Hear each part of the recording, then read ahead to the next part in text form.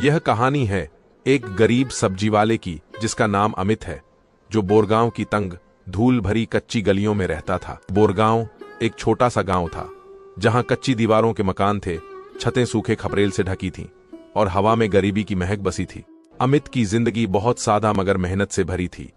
हर सुबह सूरज उगने से पहले वह अपनी छोटी सी रेहड़ी पर ताजी सब्जियां लादकर गुलशनाबाद शहर की ओर निकल पड़ता। दिन भर वह शहर की गलियों में घूमता। अमित का बाप अमित के बचपन में ही चल बसा था। बाप के जाने के बाद मां सदम में चली गई। तब से उसने अपनी बीमार मां और 2 जवान बहनों की जिम्मेदारी एक कंधों पर उठा ली थी।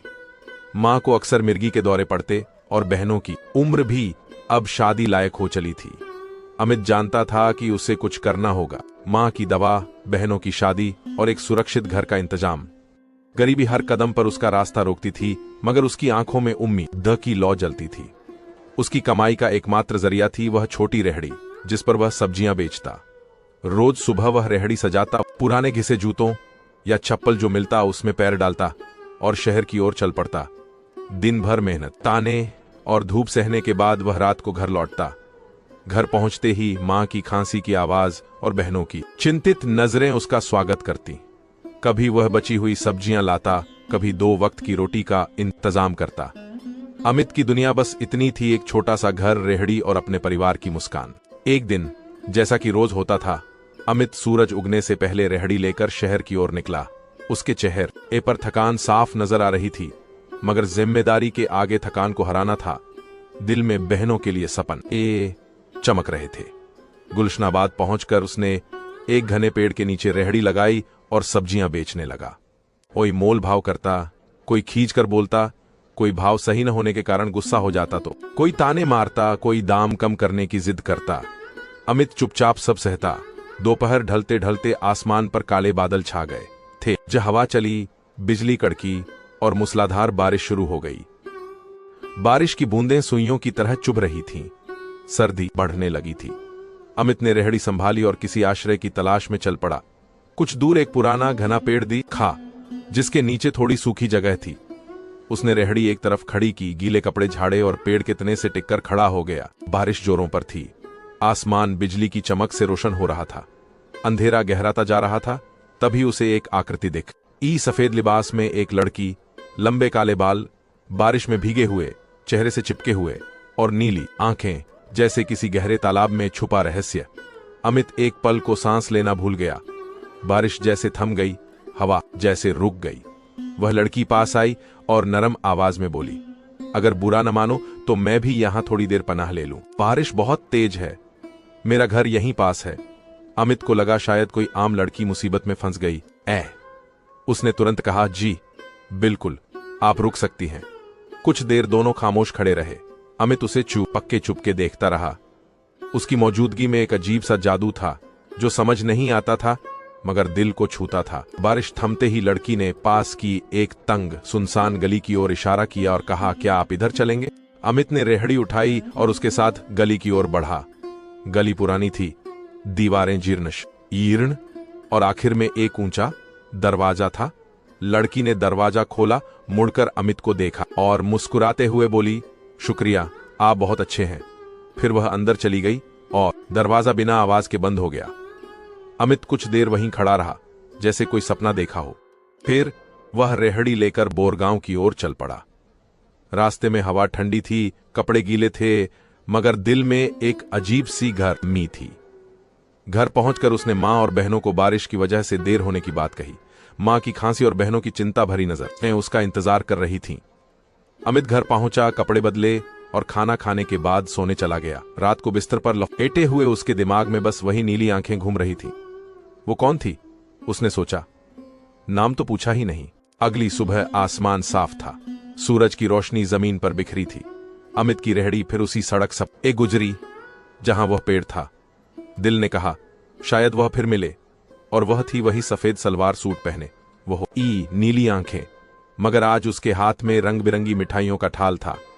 हवा में उसके बाल लहर आ रहे थे, जैसे किसी पुरानी कहानी की राजकुमारी समय की सीमाओं से बाहर खड़ी हो। अमित ने हिम्मत जुटाकर पूछा, आप यहां? लड़की ने कहा, हाँ, मैं रोज यहां मिठाइयां बेचती हूं, मेरा घर यहीं पास में है। उसने अपना नाम बताया, ज्योति। अमित ने कहा, कुछ मिठाई मुझे भी दें, जायका देखना है।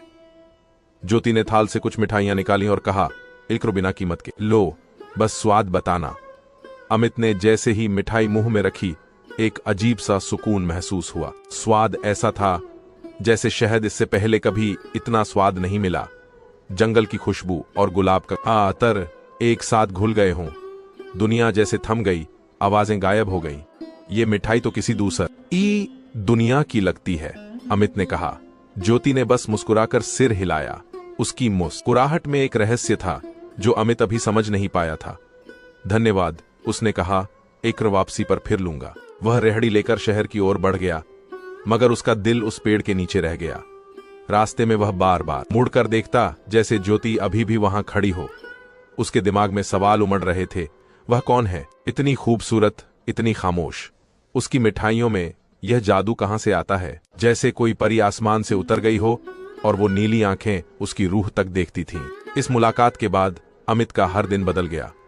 अब वह शहर सिर्फ सब्जियां बेचने नहीं जाता था, बल्कि ज्योति से मिलने का इंतजार भी करता था। रोज वह पेड़ के नीचे ज्योति को मिठाई बेचते पाता, कि गुलाब जामुन, कभी पतीसा, कभी चमचम। मगर अमित के लिए असल मिठास ज्योति की आवाज, उसकी हंसी और नीली आंखें थीं। धीरे धीरे दोनों एक दूसरे से बात करने लगे। ज्योति अपनी छोटी छोटी बात, कभी अपने ठाल की मिठाइयों के बारे में, कभी आसपास की गलियों की कहानियां। अमित उसे अपने बचपन के सपने, मां की बीमारी और बहनों के लिए दुआएं सुनाता। एक दिन अमित खुशी से भरा था। उसकी बड़ी बहन का रिश्ता पक्का हो गया था। उसने ज्योति को बताया। खुशी से दिल हल्का हो गया। ज्योति ने मुस्कुराकर मुबारकबाद दी। वह अमित की खुशी में शामिल हो। तुम्हारा घर हमेशा आबाद रहे, उसने कहा। अमित ने उसकी आंखों में कुछ देखा, एक ऐसी गहराई जैसे वह उसके परिवार का हिस्सा हो, जैसे उसका दिल अमित के साथ धड़क रहा हो। ये बताती। अमित का दिल अब ज्योति के लिए धड़कने लगा था। अमित अब उससे प्यार करने लगा था। उसने ठान लिया कि बहन की शादी के बाद वह मां से ज्योति के लिए बात करेगा। वह नेक, साधी और सच्ची है। उसने सोचा, हमारे परिवार को संभाल लेंगी। उसकी आंखों में जो सच्चाई है, वह दुनिया में कहीं नहीं। इस सपने ने उसकी मेहनत को दोगुना कर दिया।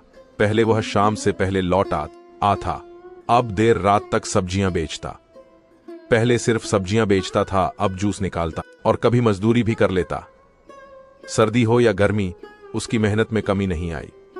बहन की शादी के लिए सामान तैयार होने लगा। बर्तन, कपड़े, चप्पल और एक छोटा सा पंखा।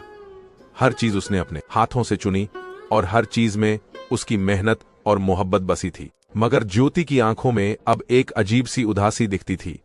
जब वह अमिता को देखती, उसकी मुस्कुराहट में एक दर्द छुपा होता। अमित सोचता, एकरी क्या वह भी मुझसे कुछ महसूस करती है? फिर खुद जवाब देता, हां, उसकी आंखें कुछ कहती हैं। उसकी खामोशी मुझे अपनी ओर खींचती है। वह हर मुलाकात में ज्योति को और करीब महसूस करता। उसकी मिठाइयां, उसकी बातें और उसकी मुस्कान अमित के लिए दुनिया बन गई थी। एक गर्म दोपहर, अमित बाजार में सब्जियां बेच रहा था। ताजी गोभी, मूली, पालक। उसकी आवाज गलियों में गूंज रही थी। लोग आते, कुछ खरीदते, कुछ मोल भाव करते।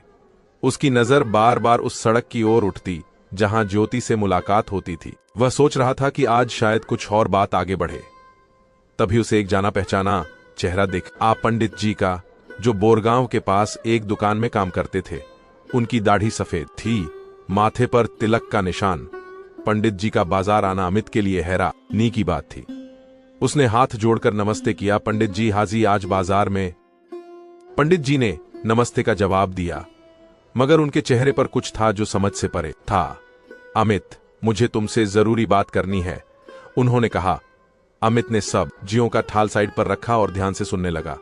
पंडित जी बोले, पुरकल, मैंने तुम्हें उस पेड़ के नीचे देखा जो सुनसान गली के मोड़ पर है। तुम किसी से बात कर रहे थे, मुस्कुरा रहे थे, इशारे कर रहे थे जैसे कोई सामने खड़ा हो। अमित ने हंसकर कहा, पंडित जी, मैं ज्योति से बात कर रहा था जो मिठाई बेचती है। पंडित जी का चेहरा सख्त हो गया। अमित, उस पेड़ के नीचे कोई मिठाई नहीं बेचता। मैं 30 साल से उस इलाके में हूं। मैंने तुम्हें 2 बार देखा, तुम अकेले थे, कोई सामने नहीं था। वह इंसान नहीं, कोई शैतानी ताकत है, सावधान रहना। अमित का दिल डूब गया। उसकी सांसें रुकने लगीं। क्या ज्योति इंसान नहीं थी? क्या उसकी मोहब्बत एक ख्वाब थी? वह कुछ बोल नहीं पाया। पंडित जी ने उसके कंधे पर हाथ रखा और कहा, होश से काम लो बेटा। फिर वे भीड़ में गायब हो गए। अमित का दिल अब बाजार में नहीं था। वह किसी गहरे अंधेरे में खो गया था। क्या वह जिन है? क्या मैं जिससे प्यार कर बैठा वह इंसान नहीं? उसके दिमाग में सवालों का तूफान उठ रहा था। उस शाम जब वह रेहड़ी लेकर लौट रहा था, उसका दिल तेजी से धड़क रहा था। वो बेचैन हो रहा था। वह पेड़ के पास पहुंचा। डर और उम्मीद दोनों उसके साथ थे। तभी उसकी नजर पेड़ पर पड़ी। ज्योति वहां थी, मगर आज कुछ बदल गए था। वह हवा में तैर रही थी। उसकी नीली आंखों से रोशनी निकल रही थी और उसकी हंसी इंसानी नहीं थी। उसने कहा, अमित, तुम्हें मेरी हकीकत पता चल गई। एक दिन तो जानना ही था। अमित की सांसें अब धीरे धीरे थम रही थी। उसका दिल जैसे मुंह में आ गया। वो चीखता हुआ भागा, जैसे उसकी दुनिया टूट गई हो। गलियों में लोग थे, मगर वह किसी को नहीं देख रहा था। बस एक ही ख्वाहिश थी, घर पहुंच जाऊं के पास। घर पहुंचकर अमित की हालत बिगड़ गई। वह बुखार में तपने लगा। मां ने गीली पट्टियां उसके सिर पर रखीं। बहनों ने दुआएं मांगी, मगर अमित खामोश था। उसका दिल टूट चुका था। जिस ज्योति से वह प्यार करता था, उसकी हकीकत ने उसे तोड़ दिया था। 2 दिन तक वह बिस्तर पर पड़ा रहा। मां और बहनें चिंतित थीं, मगर अमित ने कुछ नहीं बताया। तीसरे दिन उसने हिम्मत उठाई। बहन की शादी सर पर है, मुझे काम पर जाना होगा, उसने सोचा। उसने रेहड़ी निकाली और शहर की ओर चल पड़ा। उसके कदम डगमगा रहे थे, मगर जाना जरूर। शहर में वह सब्जियां बेचता रहा, मगर उसका दिल काम में नहीं लग रहा था। ज्योति की तस्वीर बार बार उसकी आंखों के सामने आती। पंडित जी की बातें गूंजती और उस शाम की हकीकत जब ज्योति हवा में तैर रही थी, उसकी सांसें तेज कर देती थी। या वह सब सच था, या मैं अभी भी किसी ख्वाब में हूं? उसने पेड़ की ओर नजरें झुकाकर रखीं। कदम तेज हो गए, जैसे वह वहां से भाग जाना चाहता हो। उसी शाम जब वह पेड़ के पास से गुजरा, अचानक उसकी रेहड़ी पर कुछ गिरा, एक कागजी लिफाफा और एक लकड़ी का डिब्बा। ज्योति की नरम आवाज गूंजी, ये मेरी तरफ से आखिरी तोहफा है अमित। रूरू था, मैं हमेशा के लिए जा रही हूं। अमित की सांसें रुक सी गईं। उसने इधर उधर देखा, मगर कोई नहीं था। हवा खामोश थी, मगर उस आवाज ने उसके दिल को चीर दिया। वह रेहड़ी खींचता हुआ घर पहुंचा। गली के बीच में रुक गया। मां और बहनों ने उसकी हालत देखी, मगर उसने कहा, बस थोड़ा थक गया हूं। वह कमरे में गया, दरवाजा बंद किया और लिफाफा खोला। लिफाफा गीला था, जैसे ओस में भीगा हो। उसमें ज्योति की खुशबू थी, वही नीली महक। खत में लिखा था, अमित, मैं जानती हूं कि तुम मुझसे मोहब्बत करने लगे हो। उस बारिश की रात जब तुम पेड़ के नीचे आए, तुम पहले इंसान थे जिसने मेरे दिल को छुआ। लोग मुझसे डरते हैं, मेरा बसेरा उस पेड़ का ऊपर है, मगर तुमने मुस्कुराकर बात की।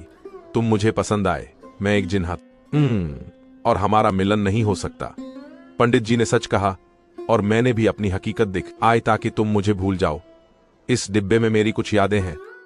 एक जिन भी मोहब्बत कर सकती है, मगर वह पूरी नहीं हो सकती। अलविदा, तुम्हारी ज्योति। अमित ने कांपते हाथों से डिब्बा खोला। उसमें एक नीला हीरा था, जो ज्योति की आंखों जैसा चमकता था। साथ में एक पर्ची थी, इसे बेच देना, अपनी जिंदगी आसान कर लेना। अमित की आंखों से आंसू टपकने लगे। वह डिब्बा थामे जमीन पर बैठा गया। मां और बहनों ने दरवाजे पर दस्तक दी, मगर उसने कहा, थोड़ा आराम कर लूं। वह घंटों वही बैठा रहा, जैसे समय ठहर गया हो। अगले दिन अमित ने हीरा बेचा। उसने शहर में एक घर खरीदा, मां का इलाज कराया और बहन की शादी धूमधाम से की। उसकी जिंदगी बदल गई। मां की खांसी कम हुई, बहनें खुश थीं और घर में रौनक लौट आई।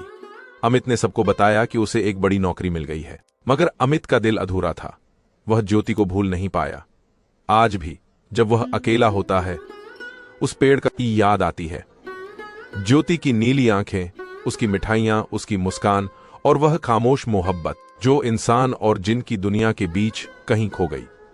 अमित अब भी उस सड़क से गुजरता है, मगर नजरें झुकाए रखता है। ज्योति का तोहफा उसकी जिंदगी बदल गया, मगर उसकी मोहब्बत का जख्म आज भी ताजा है। वह सोचता है, क्या एक जिन सचमुच प्यार कर सकता है? और अगर हां, तो वह प्यार इतना अधूरा क्यों रह गया? अमित और ज्योति की इस रहस्यमयी कहानी पर आप क्या कहेंगे? कमेंट में अपनी बात रखें और अपने शहर का नाम जरूर बताएं। दोस्तों,